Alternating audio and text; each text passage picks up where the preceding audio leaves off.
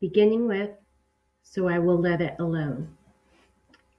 So I will let it alone and talk about the house. The most beautiful place.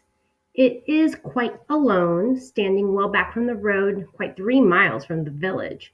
It makes me think of English places that you read about, for there are hedges and walls and gates that lock, and lots of separate little houses for the gardeners and people. There is a delicious garden. I never saw such a garden. Large and shady, full of box bordered paths and lined with long grape covered arbors with seats under them.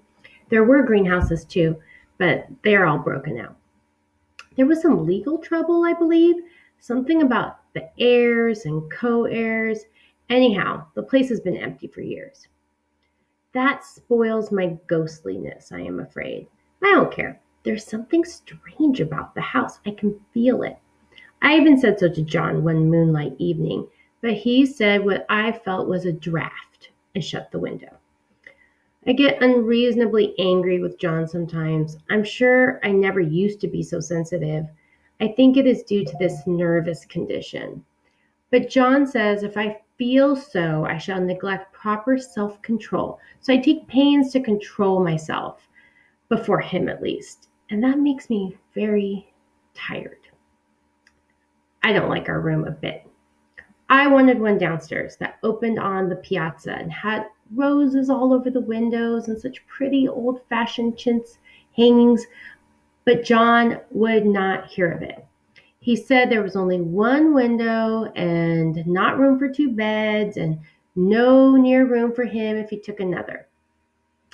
He is very careful and loving and hardly lets me stir without special direction. I have a scheduled prescription for each hour in the day. He takes all care for me, and so I feel basely ungrateful not to value it more.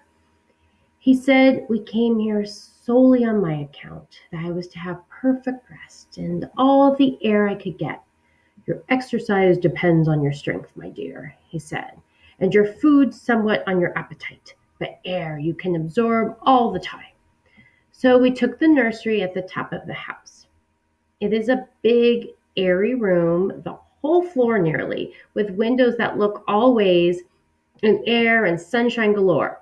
It was nursery first, and then playground and gymnasium, I should judge, for the windows are barred for little children, and there are rings and things in the walls.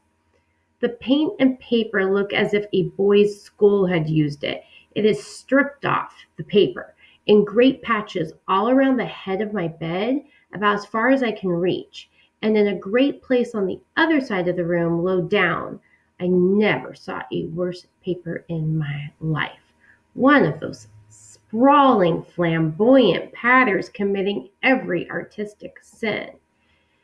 It is dull enough to confuse the eye in following, pronounced enough to constantly irritate and provoke study, and when you follow the lame, uncertain curves for a little distance, they suddenly commit suicide, plunge off at outrageous angles, destroy themselves in unheard of contradictions. The color is repellent, almost revolting, a smoldering, unclean yellow, strangely faded by the slow turning sunlight. It is a dull yet lurid orange in some places, a sickly sulphur tint in others. No wonder the children hated it. I should hate it myself if I had to live in this room long. There comes John. I must put this away. He hates to have me write a word.